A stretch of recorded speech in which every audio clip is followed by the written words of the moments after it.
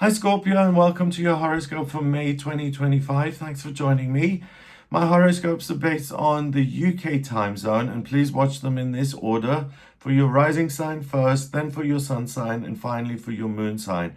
So in my case, that would be rising sign is Taurus, that's what I'd watch first, then sun sign Virgo, and finally Capricorn, my moon sign. Okay, so I'm going to break May down into 4 weeks. I'm going to pay particular attention to what the moon is doing, how it moves through your chart, and what areas of life it supports you in and when.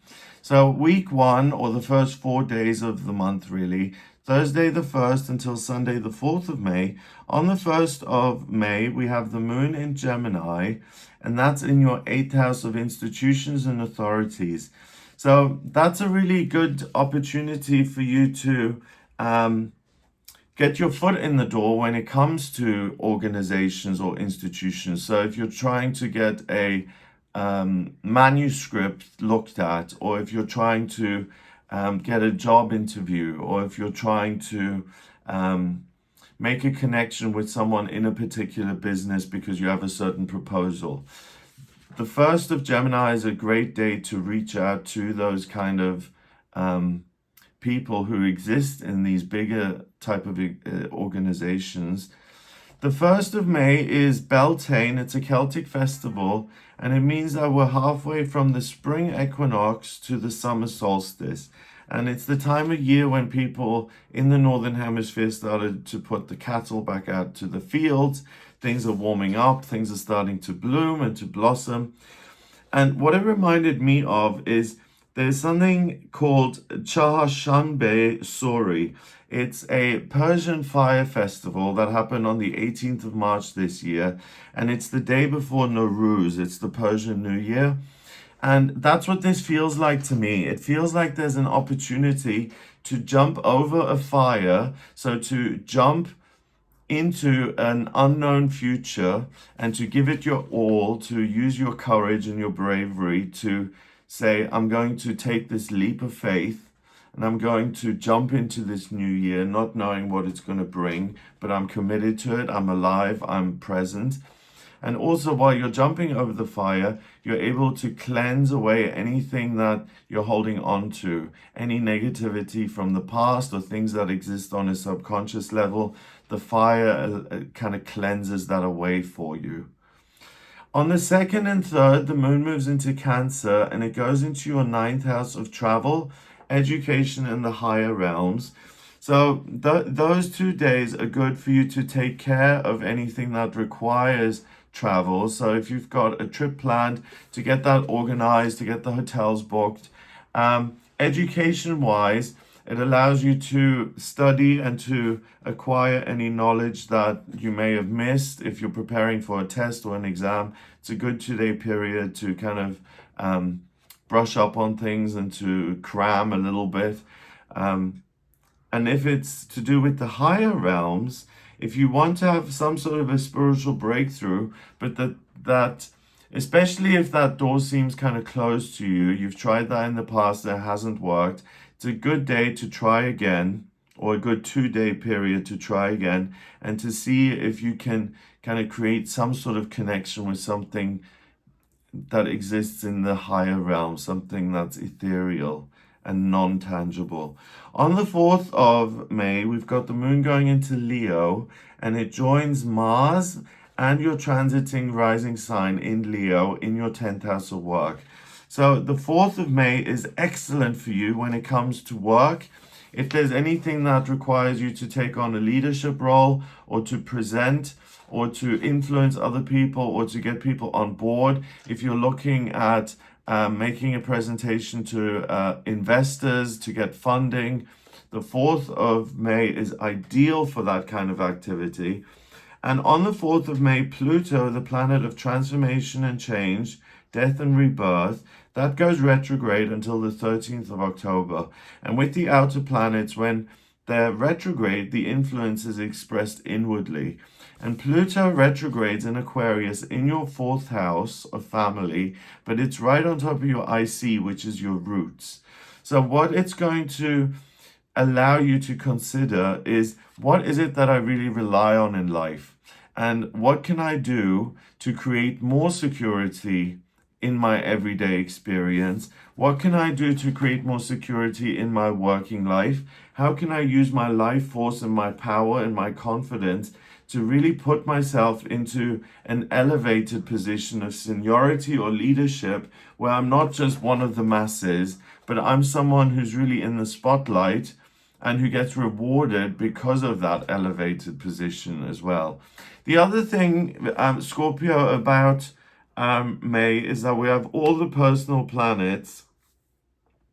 They're all direct all month. So Mercury, the communication planet, Venus, the planet of love and beauty and creativity, and Mars, the planet which back in the day before they discovered Pluto was your ruler. Expect very few issues or difficulties when it comes to communication or transportation. When it comes to starting new businesses or new relationships, it's all systems go. You're not going to choose incorrectly, and you don't need to doubt yourself in those areas.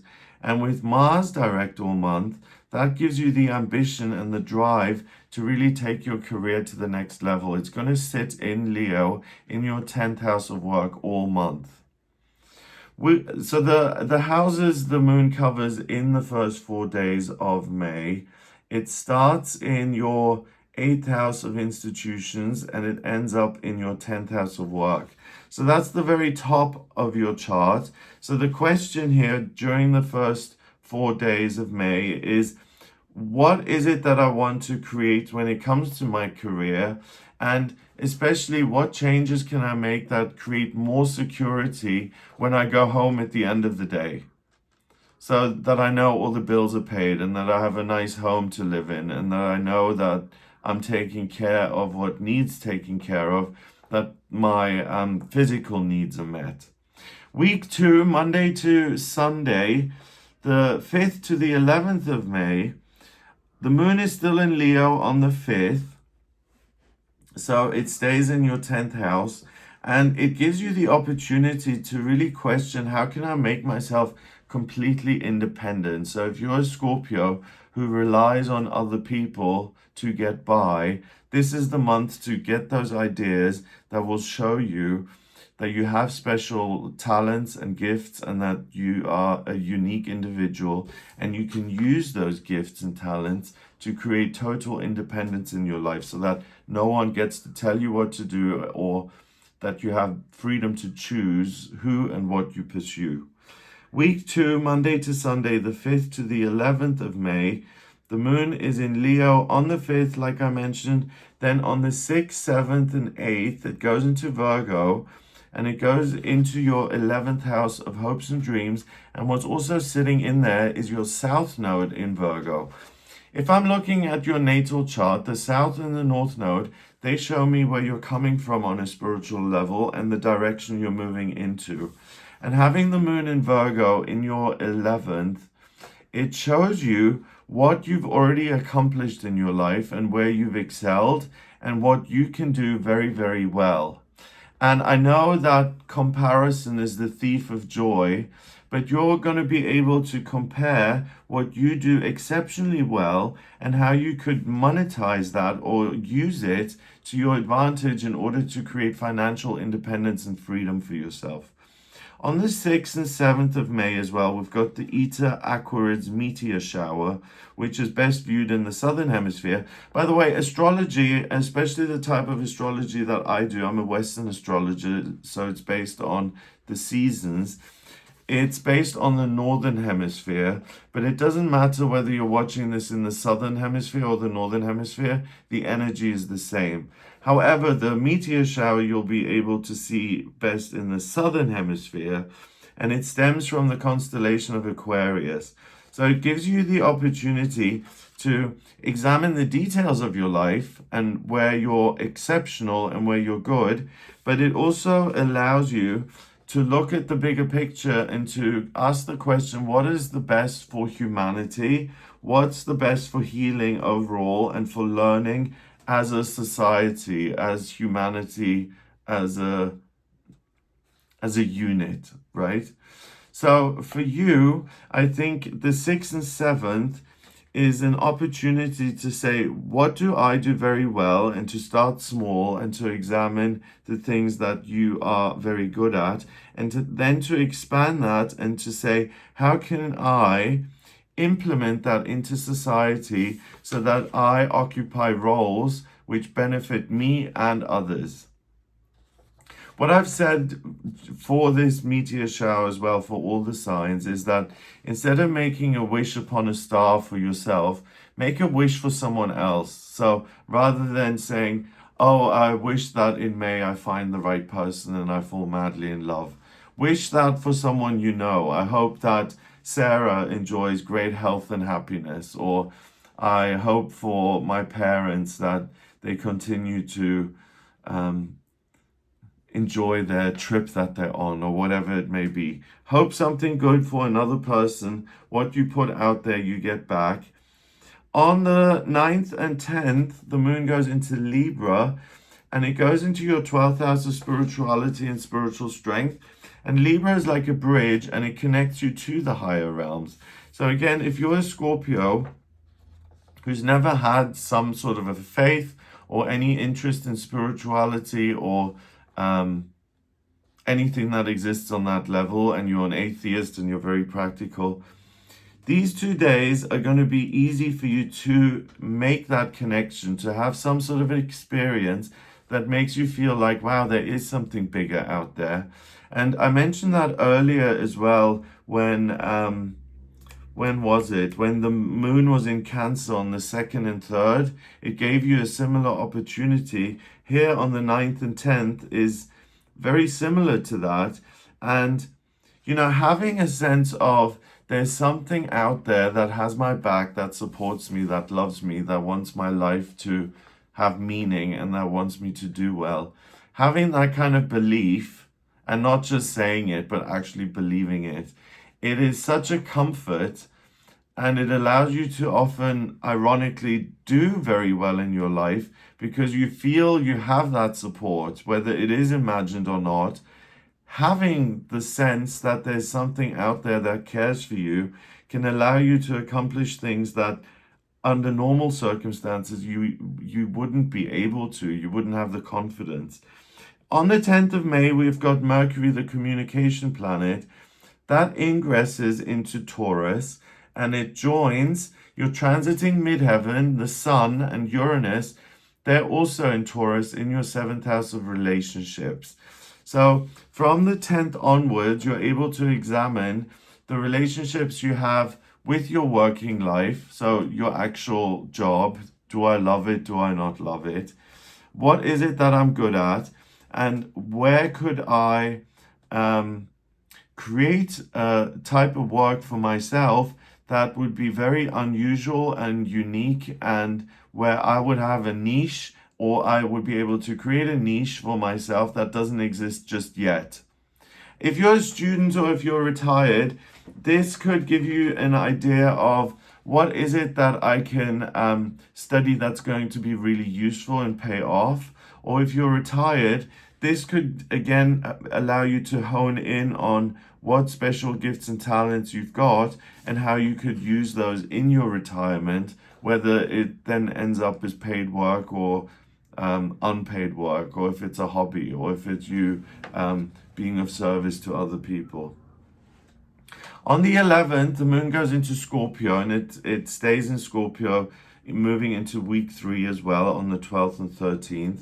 The moon goes into Scorpio in your 1st house of self, and it joins Black Moon, Lilith, Vesta, and Juno, which are also in your 1st house of self.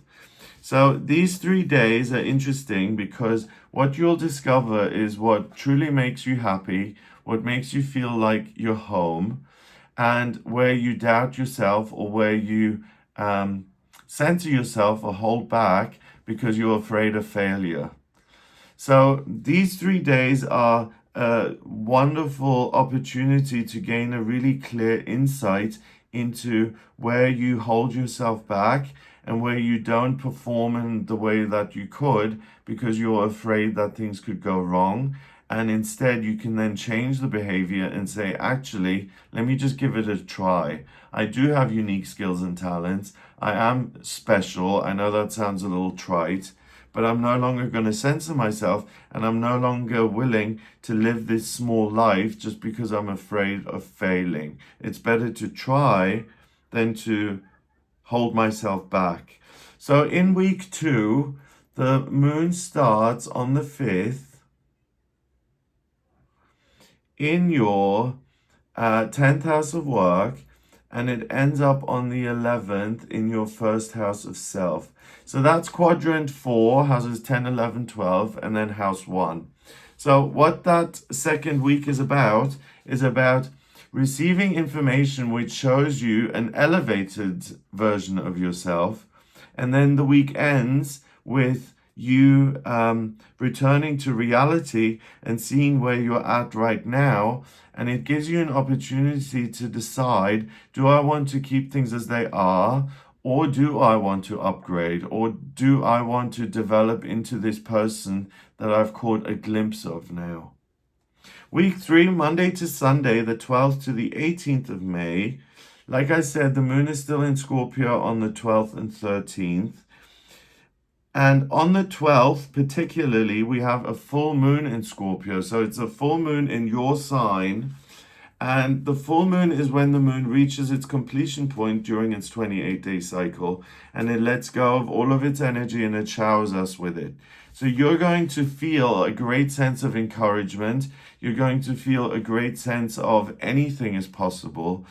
And especially when it comes to your work and doing something on your own. So if you're a Scorpio who's been thinking of self-employment, this is really your month, because you're going to be supported by this full moon, and it's going to say, you can do it. You have what it takes. You have a unique product or service to offer. Please make it happen for yourself. It's going to make the rest of your life much easier. Then on the 14th and 15th, the moon goes into Sagittarius, and it goes into your second house of money. So that's a good opportunity to make plans for your finances moving forward. The only thing I would warn you about is overspending. So instead, look at the changes you want to make to your career. And if there's any frustration or a sense that I can't overcome my own self-doubt, I'm scared, I just can't do it, that's what's going to lead to possible overspending or things like gambling to try and change the way you feel and to distract you. But if you are able to hold space for yourself and to say, do you know what, I can do things differently, then you can make plans for what would be possible if you had more of an income coming in and the kind of life that you could build with that sort of an income. Then on the 16th, 17th, and 18th, the moon goes into Capricorn, and it goes into your third house of communication. And this is now to take your ideas, all of these things that you've considered in the entire month, and to start putting them into action and to say, I'm going to register the new business, or I'm going to decide that I'm going to stay in this existing job for another 6 months, and then I'm going to transition out of it and do my own thing. Or I'm going to change jobs. I'm going to put myself in a position that sees me getting more out of what I'm putting in. So in week 3, the moon starts on the 12th in your first house of self. And then it ends up on the 18th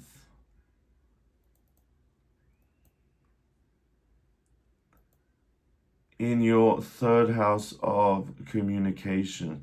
So that's your first house and your second house and your third. So that's quadrant 1. And week 3 is really all about you. What is my perspective? What can I do? What are my finances? How much freedom do I have in my life? What resources are available to me? And how can I start to work to create a different reality so that I have more resources, that I have more prosperity, more abundance available to me, so that I'm overcoming my fears, but that I'm also living a better life. So this is really the month for Scorpios who are trying to make changes as far as their work is concerned. Again, if you're studying, it's going to allow you to determine whether you're studying the right thing. Or if you're retired, it's going to show you what you can do in your retirement that's going to be really fulfilling and meaningful, and where you can use your unique skills and talents to help other people. Or to even create a side gig that then creates a bit of an extra income. Now, week 4, which isn't really a week, it's 13 days. It's pretty much the second half of the month. It's Monday to Saturday, the 19th to the 31st of May. On the 19th and 20th, the moon is in Aquarius, and it's in your 4th house of your roots and your family. Pluto's in there as well, so is Pallas. And you may want to discuss some of these changes you've considered with family members. Make sure you only do that with family members who aren't afraid for you. Like, some family members will never want you to make any kind of change because they don't want to worry about you. They don't want to think of you as going through some transition because it makes them feel insecure. Talk to people who you're close to, who you trust, who want you to have the best life experience possible, and who are willing to face uncertainty with you in order for you to get to where you want to be. So if you're talking about your plans, make sure that you're talking to people who aren't immediately going to shut you down, or who aren't immediately going to fill you with fear and say things like, "Oh, don't you're so lucky to have that job. Why would you question doing something else? There's so few jobs in this area," where the reality is you could create your own company which could employ thousands of people if you did it. So make sure that if you're sharing your ideas, you're only doing it with people who have your back. On the 20th of May, the sun goes into Gemini, and it goes into your 8th house of institutions, and it joins the part of fortune and Jupiter in your 8th house of institutions. And again, that's really good because it's going to show you that you have other options, that you don't need to live your life in just one way and that's the way it has to be and there are no other options. It will allow you to problem solve and to find a different way forward or a different way out. On the 21st and 22nd, the moon goes into Pisces. This is a great day for just unwinding, decompressing, kind of firing your imagination by reading something you're interested in. It may be a great 2-day period to spend time with a partner, to enjoy love and romance and intimacy, and to just focus on those more personal parts of life that don't have to do with success or career or finance or anything like that. On the 23rd and 24th, the vibe changes again. We've got the moon now going into Aries, and it joins Neptune in Aries, Venus and Chiron in Aries, and they're all in your 6th house of work and daily routine and the structures of your life. And Neptune is the water planet of dreams and intuition. That's been in Pisces for the last 14 years. It's gone into Aries on the 30th of March, and with the moon joining it here on the 23rd and 24th, it's going to say, hey, Scorpio, take your hopes and dreams and action them. Stop dreaming, stop daydreaming, make your life a reality. And don't listen to the naysayers or the people who are afraid or like, oh, what if this doesn't work out? Take a risk, try it. It's very unlikely to fail because you do have unique gifts and talents. Why not use those to have a better life experience? On the 24th, what's really important as well is that Saturn, the planet of structure and security and certainty, that enters Aries until September, and it also goes into your 6th house. So the last 13 days of the month here, especially from the 20th onwards, And then from the 23rd and 24th onwards, when the moon goes into Aries, you're going to have a huge amount of confidence that says, I can make it happen, even if I'm surrounded by people who don't believe in me or who can't visualize a different future for myself. If I can visualize it, that's enough. I don't need support from other people to make this a reality. I can do it on my own. If I have the self-belief and if I can see it in my own mind's eye, then it's possible and I can make it happen. On the 25th and 26th, the moon goes into Taurus and it joins Uranus and Mercury in Taurus. Then your 7th house of relationships. So again, what's going to become very clear is my current working situation applicable and accurate and worthwhile, or do I want to do something different? And it's also a good day or a good 2-day period again to enjoy real intimacy and romance with another person, to unwind and to... It's interesting, because you would think that these two things are really unrelated. Do I check in with myself whether I love my job or not? If you're also checking in with another person and you're enjoying real intimacy and you realize that, hey, this is really enjoyable, or I love this person, or I feel like this is a perfect fit, it's the same thing. It's about you discovering what is the perfect fit for you here in May, what you want to do in future, and what you want to let go of. On the 25th of May, Mercury ingresses into Gemini and it goes into your 8th house of institutions. It's now next to your transiting midheaven, your Sun and Jupiter all in Gemini in that 8th.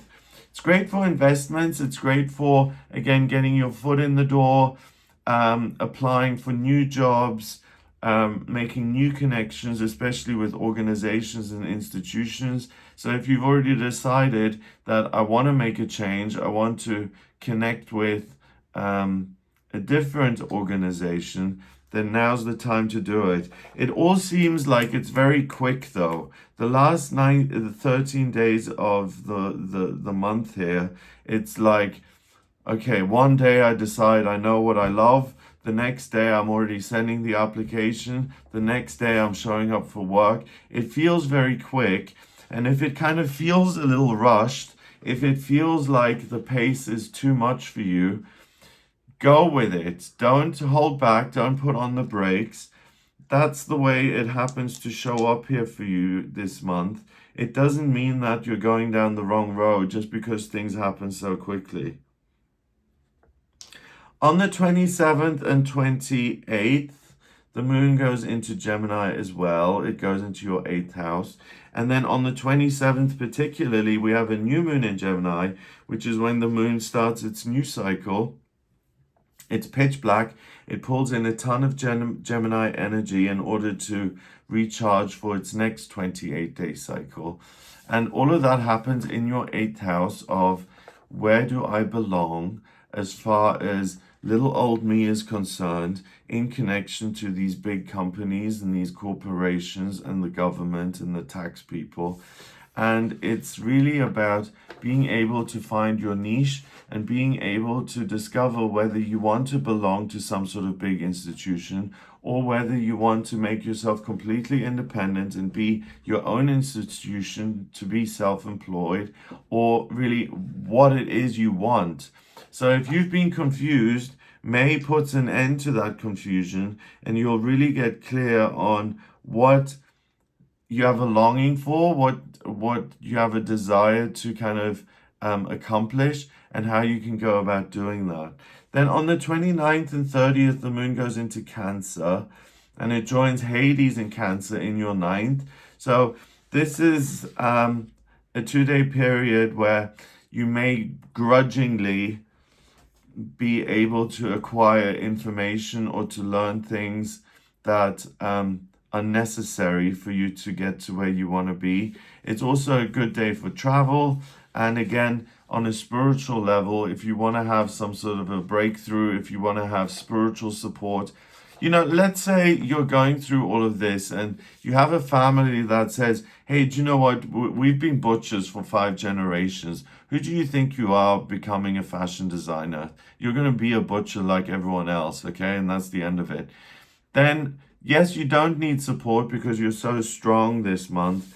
But having that connection to the higher realms then and your higher self, which says, do you know what? You're your own human being. You can do whatever it is you like. That could be that could be priceless, because that could be the kind of support that you can then access at any point simply by closing your eyes and tuning in and saying, I am not alone in this. I have a plan for my life and I'm going to see it through. And then finally, on the 31st, we've got the moon going back into Leo, and it sits on top of Mars in Leo in your 10th house of work. So this is a great day for you to shine, for you to do anything that requires you to be in the spotlight, to influence, to lead. It could be also a great day for job interviews, to present yourself in a way where you're putting your best foot forward. And on the 31st, Venus is going to be at its greatest western elongation. So look for the planet in the eastern sky before sunrise. You will see it twinkling back at you. And Venus is like the mother. It's what you give birth to. It's love and beauty and romance. Mars is ambition and drive, and it's the male principle. So we've got Mars in fire in your 10th house of career, and we have Venus also in fire in your 6th house of work and daily routine. And they're both kind of twinkling at you and encouraging you to give life to a type of lifestyle or a type of living that's going to work for you. That's not going to work for your mom or your brother or your sister or your nephew or whatever. It's designed specifically for you, and it's time for you to embrace that and to grasp it and to make it your own. So I really encourage you, Scorpio, to go your own way here this month. The universe is really reaching down and is supporting you and is saying you can do it, even if it feels like you're doing it on your own. It's fine. You can make it. So I hope that gives you an idea of what you'll be working with. If you'd like a personal reading with me, please get in touch via my website. It's gregoryscott.com. To draw up your birth chart, I need your place of birth, date of birth, and time of birth. If you don't have the time of birth, that's not the end of the world. Not all hospitals record it. I can use sunrise, but the problem with that is that the rising sign and the house placements are going to be off. So because of that, there's a process called chart rectification, where you send me 10 or more significant life events and I can manually work out your time of birth. So if you'd like me to do that, please do get in touch via the website gregoryscott.com. Once I've got your chart in front of me, I can see what your life purpose is, what your vocational aptitudes are, where you're blessed, where you don't really have to do very much in order to succeed, where there are areas that are a little, maybe show up more as weaknesses, where you have to put in a bit of extra effort, what's kind of destined for you in relationships and money and spiritual development. So if you have any questions around your character profile, your identity, then please get in touch with me for a natal chart reading. To see what's coming up in future, I look at your transits and your progress chart. And if there are questions about moving or locations, I look at the astrocartography. So any of those things, if you'd like to talk to me about those, please do get in touch for a personal reading. If you like this video, give it a thumbs up, please, so it shows up in searches. Subscribe for more videos in future. And please share this video with someone you know so that the channel grows and expands and continues to develop. I'd be ever so grateful. I hope you have a wonderful May, and I will speak to you soon. All the best.